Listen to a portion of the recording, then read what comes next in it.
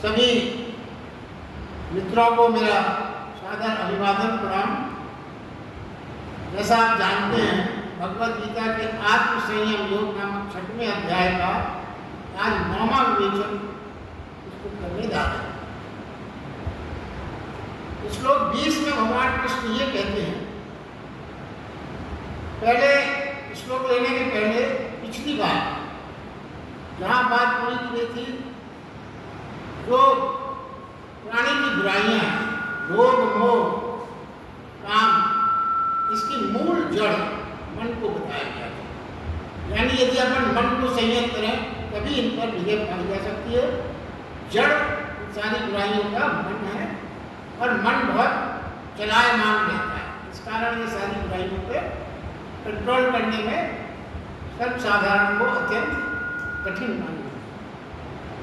भगवान ये कहते हैं, संयत शांत और शुद्ध मन जब उपराम हो जाता है, उस अवस्था में ही सूक्ष्म बुद्धि द्वारा परमात्मा को साक्षात्कार किया जा सकता है। तो यहाँ पर जो मुख्य बात कही गई वो यह है, योग से उपराम मतलब विश्राम हुआ चित्त जब उपलब्ध हो जाए तब प्रभु में प्रतिष्ठित हो सकता है। अब यहाँ पर जो मूल चर्चा का जो आज विषय है वो ये रहेगा, समझना ये होगा चित्त जब तक कब कौन सी ऐसी बात है जो चित्त को शांत कर सके। ये तो कह तो दिया गया, तो चित्त को शांत किया जाए, विश्रांत कर हो कैसे, और क्या कारण है कि वो विश्रांत नहीं हो पाता, उस पर विचार करते हैं। चित्त हमेशा दौड़ता है और चित्त की दौड़ और चित्त का जो मूल है, हमेशा वो सुख की चाह रखता है। हमारा मन हमेशा सुख की चाह रखता है। हम सारे वो काम करते हैं कि जहाँ पे हमें सुख की हमारी आकांक्षा पूरी। तो क्या है, चित्त की ये दौड़ जो है वो हमें उस तरफ ले जाती है जहाँ पर सुख की प्रतीति हो, अभिलाष, हमें ये विश्वास हो कि वहाँ पहुँच जाएंगे तो हमें सुख प्राप्त हो। और इसीलिए चित्त की दौड़ निरंतर चलती रहती है, क्योंकि हमें हमेशा सुख आगे को दिखे। तो चित्त का दौड़ने का नियम है, ये तो सही है। चित्त का दौड़ने का नियम है चंचलता, मगर वो दौड़ेगा वहीं जहाँ उसे सुख मिलेगा। यानी सुख मिलेगा, बात की है, सुख मिलेगा ऐसा उसको प्रतीत होता है, ऐसा आभासित होता है। भले ही सर्वदा ये भ्रांति क्यों ना हो, मगर ये भ्रांति सर्वदा होता यह है, एक दौड़ के बाद सुख मिलते ही पता चलता है कि प्रारंभ में तो ये सुख लग रहा था, मगर ये तो कुछ या तो तत्काल पता लग जाता है या कुछ दिन के बाद ये समझ में आता है कि ये जो हम जिस ओर हम सुख पहुँच के दौड़ के पहुँचे थे तो वास्तव में इसकी परिणति कुछ दिन बाद हमें महसूस हुआ। अब यहाँ की समस्या ये है कि जब ऐसा एक बार होता है तो हम ये सुख स्वीकार नहीं कर पाते कि सुख मिलने के बाद दुख परिणाम होगा। ये सुख हम नहीं बना पाते। इस दौड़ में सुख मिलने के बाद हमें दुख ही मिलने वाला है, ऐसा हम नहीं सोचते। पर हम क्या सोचते हैं, बाई चांस ये हो गया कि यहाँ पे तो हमें सुख मिला, वो दुख में मिल गया, परिणित हो गया, आगे जब हम और वहाँ पहुँचेंगे तो आगे नहीं होगा। यही जो प्राणी की कमजोरी है, भ्रांति है, उसको निरंतर दौड़ने में लगाए। अगर उसको ये समझ में आ जाए कि अरे ये व्यर्थ है, हम कहीं भी जाएंगे हमेशा हमको सुख दिखाई पड़ेगा, सुख का आभास होगा, मगर वो भ्रांति है, पहुँचेंगे तो दुख मिलेगा, ये सूत्र निर्धारित नहीं हो पाता।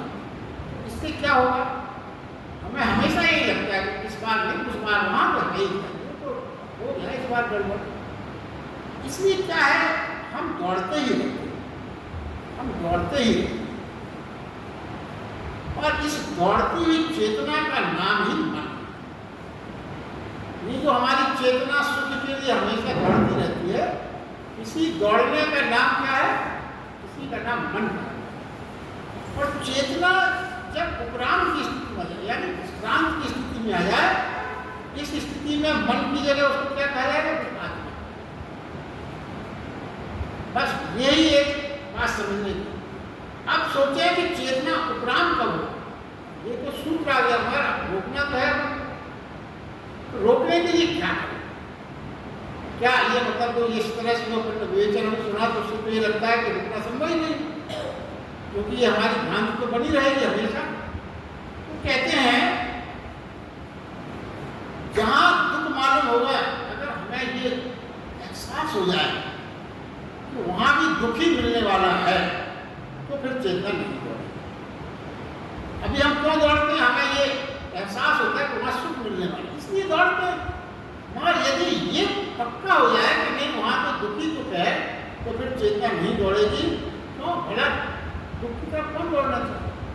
अगर आपको ईश्वर हो जाए कि इस मकान में प्रवेश करते ही आपको प्रॉब्लम ही प्रॉब्लम है, झंझट है, आप कभी प्रवेश नहीं करेंगे। क्या आवश्यकता है जो हम अपने आप को परेशानी में डालें? तो चित्त नहीं भटका जाता। जब एक बात और भी है, ये जो विचार है, चित्त जो है, मन जो है, वो कभी नहीं भटक सकता जब तक हमारे विचारों का सहयोग उसको न मिले। हमें तो सहयोग करते हैं, ये विचार तो हमारा है ना, तो वहां सुख है। जब हमारा ये विचार है तो हमारा मन को सहयोग मिलेगा। मन की दौड़ हमारे सहयोग पर ही आधारित है, और ये सहयोग अगर टूट जाए तो फिर चित्त की दौड़ की और उसकी गति भी स्वाभाविक रूप से टूट जाए। क्योंकि इसमें कोई कठिनाई वाली बात, सरल से सूत्र है ये जीवन में। देखिए हमारा सहयोग, अब देखिए हमारा सहयोग टूट जाए तो चित्त की दौड़ बंद हो जाएगी। कहा तो हमारा सहयोग कब टूटेगा? मेन बात, धीरे धीरे हम एक एक स्टेप आगे बढ़े। मन की दौड़ हम पे आधारित है और हमारा सहयोग न मिले। अब हम सहयोग कब नहीं करेंगे? दौड़ने के लिए जब हम बुद्ध भगवान के सूत्र को स्वीकार कर लें अंतर मन से, तो जीवन दुख है। बुद्ध भगवान ने ये स्थापित किया था कि जीवन दुख है, ये साक्षात्कार हुआ, ये हमको विश्वास हुआ कि जीवन दुख है।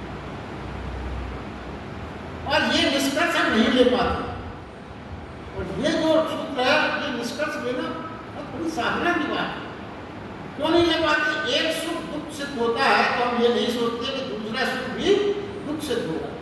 नहीं, दूसरे का मोह कायम रहता है, वह भी दुख सिद्ध हुआ तो फिर तीसरे की ओर सरक जाता है। हजार ऐसे अनुभव के बाद भी हम ये निष्पत्ति नहीं ले पाते कि जीवन दुख है। हमारी ये समस्या। देखिए जैसे हमेशा हम क्या सोचते हैं, क्रोध से हमेशा हमें दुख मिलता है, फिर भी हम क्रोध छोड़ नहीं पाते। हमेशा इस प्रकार प्रयास में रहते, फिर हम क्या सोचते हैं क्रोध में, ठीक है अब क्रोध तो होगा ही, मगर हम दुख का अभ्यास करेंगे, दुख कम। क्रोध नहीं छोड़ते, क्रोध के कारण जो दुख हुआ उसको कम करने के बारे में भले सोचते। ये कुछ ऐसी ही बात है जैसे जब कोई चोर जेल में बंद हो जाता है, अपन क्या सोचते हैं, बड़े सुधार की जगह पहुंच गया, सही जगह पहुंच गया, तो आप चोरी की सजा पा के आप सुधरेगा।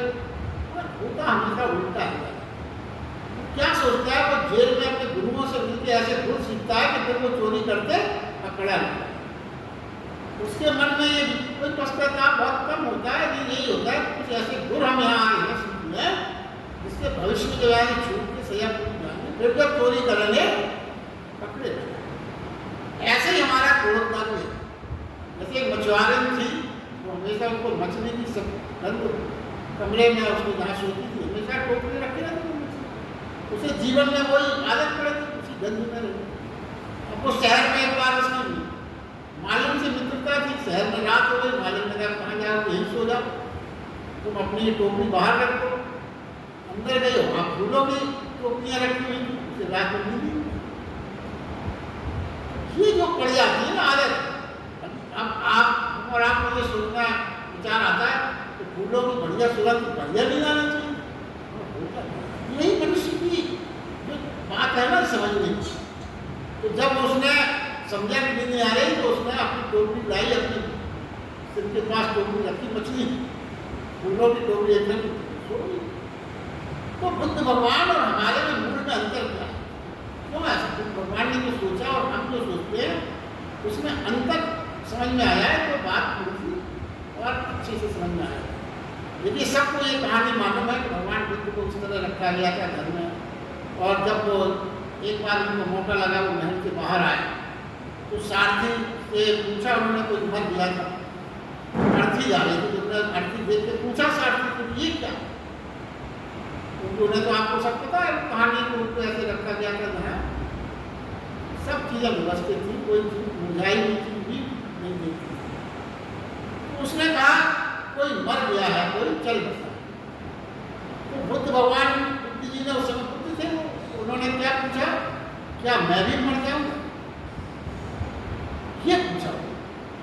अब देखिए बुद्ध में और हम में लोगों में सामान्य में क्या फर्क है, हम और आप होते तो ये ना कहते, ये उतना पूछते क्या हमें मैं भी मर जाऊँ, अपन क्या कहेंगे, बेचारा बड़ा बुरा हुआ, उसके परिवार का क्या हुआ, अभी उम्र नहीं थी मरने की। मगर बुद्ध ने जो पूछा है हम और आप नहीं पूछते, ये किसी का डिफरेंस बुद्ध की पूछने में और हमारे पूछने में ये फर्क है। जब किसी बूढ़े को देखा तो कभी पूछा क्या कि मैं भी बूढ़ा हो जाऊंगा, कभी किसी ने पूछा नहीं पूछा। आप अपमानित होते देखा किसी को तो ये नहीं पूछा कभी कि क्या मैं भी अपमानित हो सकता हूँ, कोई अपमानित हो सकता है तो उसका मजाक उड़ाएंगे अपन और कहेंगे अच्छा हुआ ऐसा अपमानित हुआ, ये कभी नहीं सोचेंगे मैं भी अपमानित हो सकता हूँ। सिंहासन से कोई उतर कर धूल में मिल जाए तो कभी हमने ये नहीं सोचा कि हमारे साथ भी कैसा हो, उसकी वजह से उसका मजाक उड़ाएंगे या प्रकट करेंगे भाई बहुत बुरा होगा।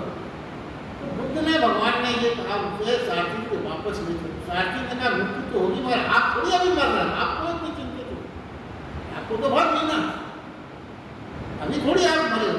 बुद्ध ने ये कहा इससे क्या फर्क पड़ता, जब मृत्यु निश्चित है तो जीवन व्यर्थ हो गया।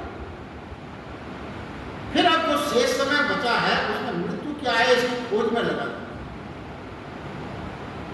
उन्होंने कहा जो शेष जीवन बचा है जो चीज निश्चित है उसकी खोज में लगा दूंगा, जो निश्चित है उसकी खोज करना ही सार्थक है। मृत्यु क्या मतलब हुआ, मृत्यु यानी दुख, तो बुद्ध ने दुख की खोज करती रहे। देखिए क्या फर्क है, बुद्ध ने अपना जो साधना है तो दुख की खोज से शुरू की और दुख की खोज करते रहे और सर्वदा सुख पाते रहे। और हम क्या करते हैं, हमेशा सुख की खोज से बात प्रारंभ करते हैं और हमेशा दुख। ये जो एक चित्रण है इसको समझने के लिए हम हमेशा सुख की खोज करते हैं और हमेशा दुख पाते हैं। और बुद्ध भगवान ने दुख की खोज से बात प्रारंभ की और उनके मुकाबले आनंद जीवन को किसको। देखिए क्या है, बुद्ध दुख से मुक्ति के उपाय खोज रहे हैं और हम सुख पाने के उपाय। ये फर्क है। हम योग के पास में, आश्चर्य है, हम योग के पास भी सुख की तलाश में जाते करते तो हम योग हैं, ध्यान है, मगर क्या विचार कर रहे थे, हम योग से संसारिक चित्त की दौड़ का साधन बनाना चाहते हैं।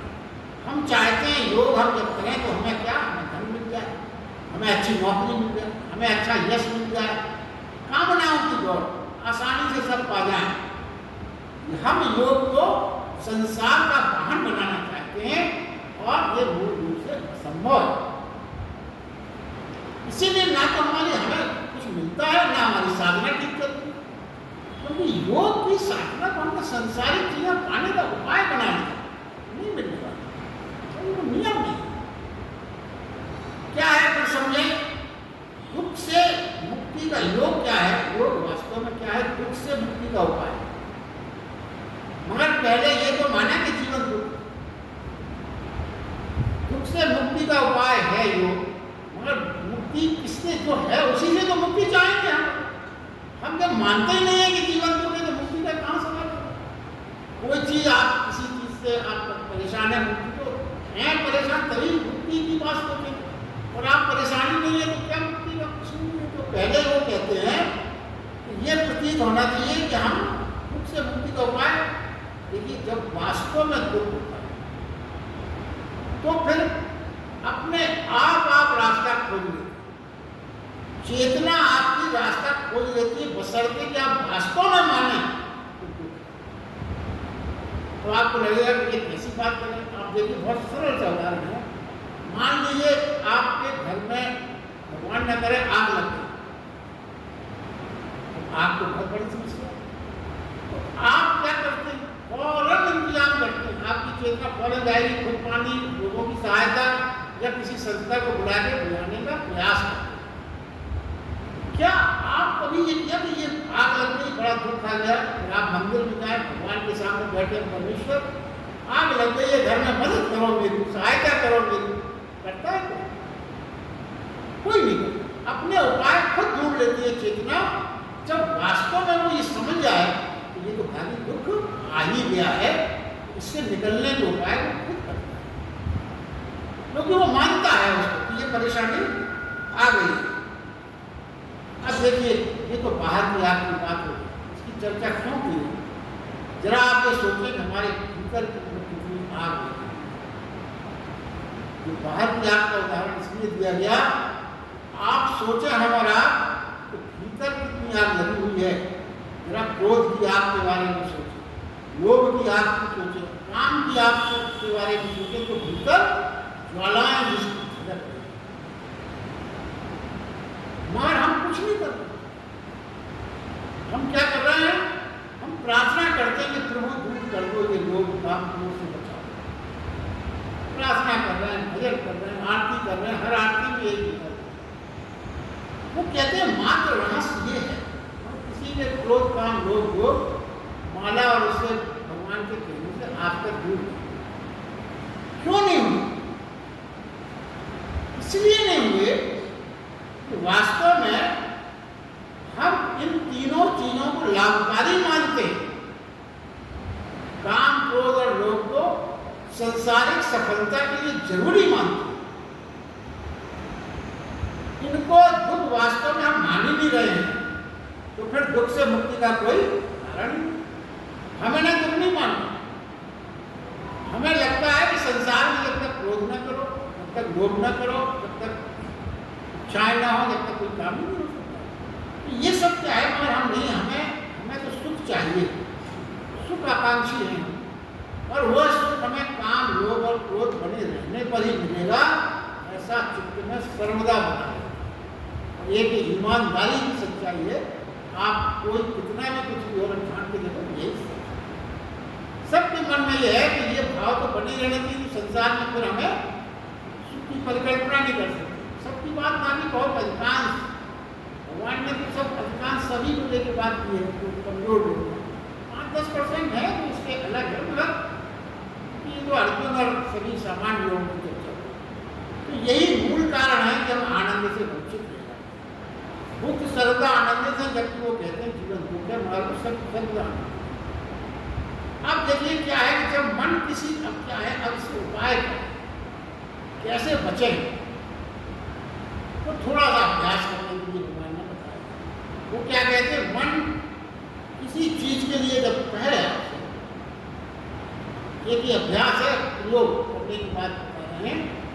जब किसी चीज के लिए कहे कि इसमें सुख है, मन जब कहे तो तत्काल ना माने मन की बात।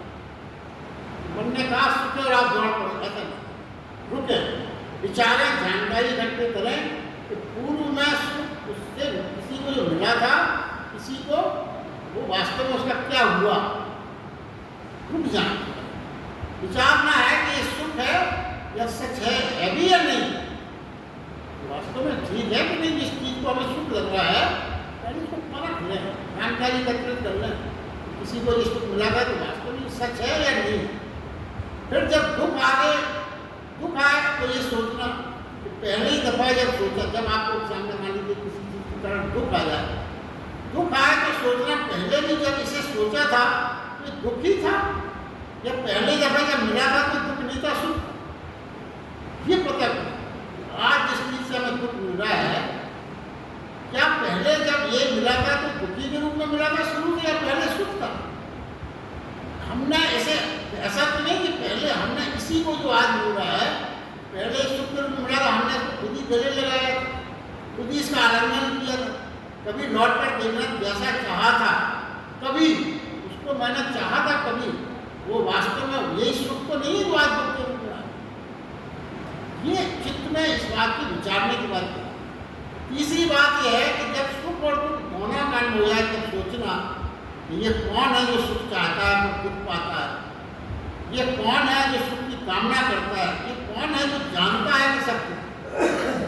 ये मन में विचारने के लिए बात है। धीरे धीरे क्या होगा, जब आप इस प्रक्रिया से निरंतर अपने आप को गुजरने का प्रयास करेंगे तो भीतर एक नया परिचय होगा, एक नई पहचान होगी कि सबके पीछे खड़ा है, और उससे परिचय होती ही चित्त तत्काल विश्रांति की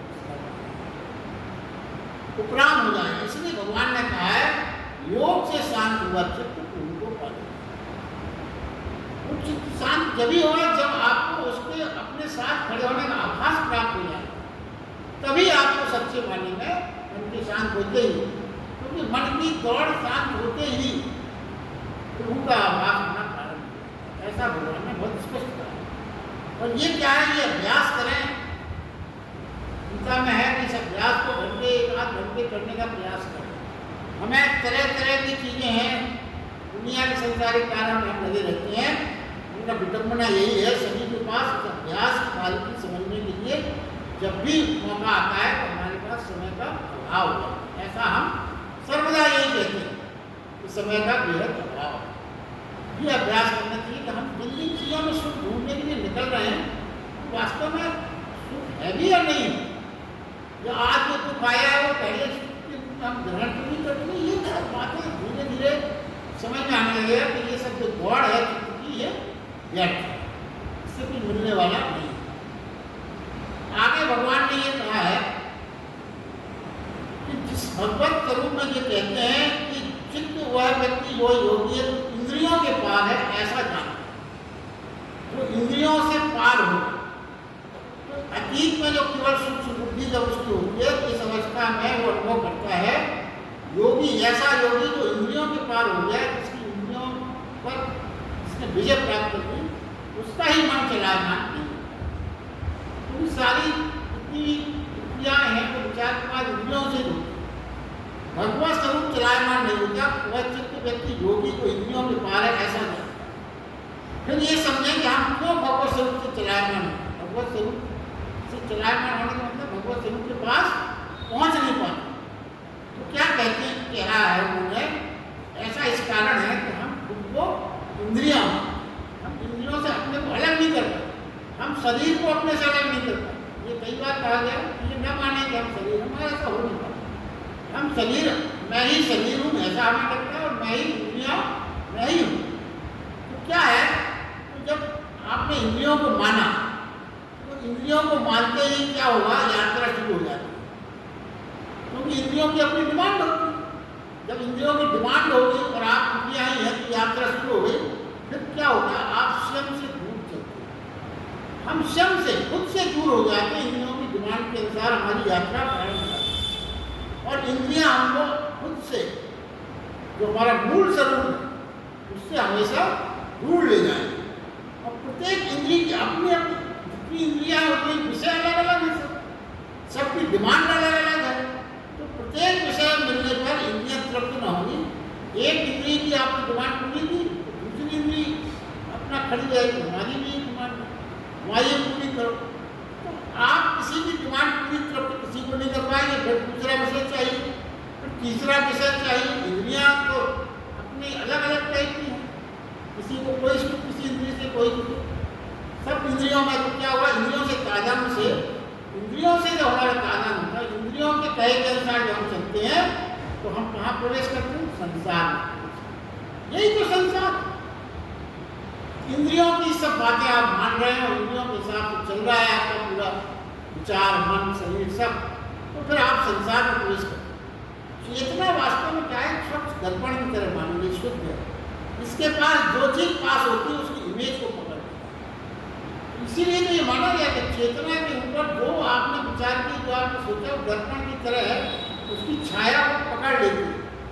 उसे रोज नए विचार चाहिए इंद्रियों को, रोज नई नई बातें। इंद्रियों को आप जानते हैं, आप विचार करें, रोज कोई नई नई चीजें इंद्रियों की डिमांड बनी रहती है। तो यात्रा लंबी हो जाती है, इतनी लंबी हो जाती है कई जन्मों जन्मों तक हम इस संसार में। उसका कारण ये है हम इंद्रियों के हिसाब से ही अपना जीवन चला रहे हैं। तो जिसने जाना कि वो इंद्रियों के पार है उस यात्रा को निकलता ही नहीं। जो इंद्रियों को जीत गया वो इंद्रियों को मना कर देता है, नहीं, ये सब यात्रा निरर्थक है। और वो भगवत स्वरूप से चलायमान नहीं होता। जब कोई यात्रा उसकी रुक जाएगी स्वयं के पास में, पहले आपने इंद्रियों के साथ चले तो संसार में पूरे हुआ, और जब इंद्रियों के पार हो गए, इंद्रियां जीत ली, तो आपकी जो भीतर की यात्रा प्रारंभ हो जाएगी। और भीतर की यात्रा का क्या मतलब हुआ? तो भगवत स्वरूप से आपकी अनुभूति से आपका साक्षात्कार होना शुरू। फिर भगवान और आप एक हो जाते हैं। बस इंद्रियां नहीं है, सिर्फ मात्र इतना ही जानना है।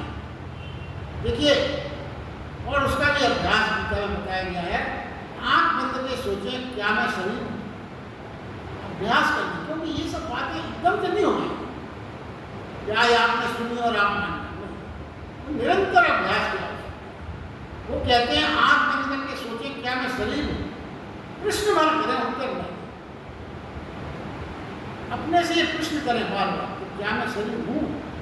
प्रश्न गहरा उतरने दें, विचारने दें, उत्तर ना दें, सीधता ना करें, विचारते रहे। जिस क्षण आपको अनुभव होने, आप निरंतर विचार करते रहे, बहुत सी बातें दिमाग में आएंगी। आप कहें क्या वास्तव शरीर हूं? जब आप बहुत अच्छी साधना और अच्छे ध्यान में रहती है प्रश्न अपने आप से करेंगे तो धीरे धीरे आपको उत्तर मिलेगा।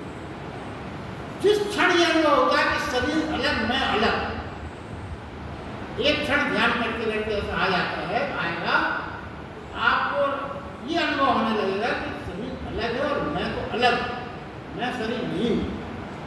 तो इंद्रियों फिर अलग अलग हो जाती है। तो अपने आप इंद्रियों से भी आपका संबंध और इंद्रियों पर जो जीत वाली बात कही गई तो अपने आप प्रारंभ हो जाएगी अगर आप शरीर से अपने आप को अलग करें।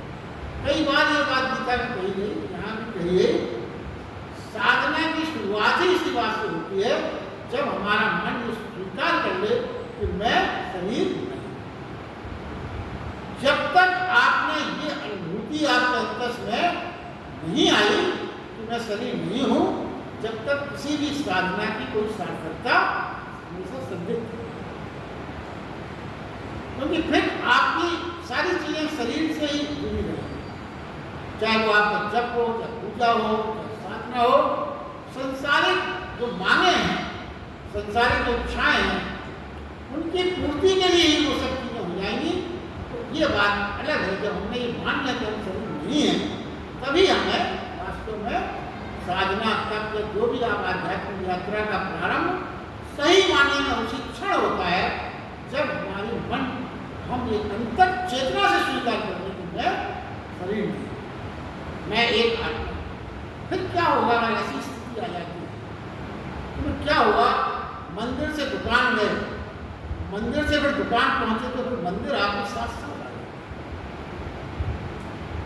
आप मंदिर से दुकान गए, आप मंदिर में पहले गए, फिर आप दुकान गए, तो दुकान मंदिर आपके साथ साथ रहता है। फिर भगवान से और परमेश्वर की जो चेतना अनुभूति है वो आपसे अलग नहीं होती। यही फर्क है।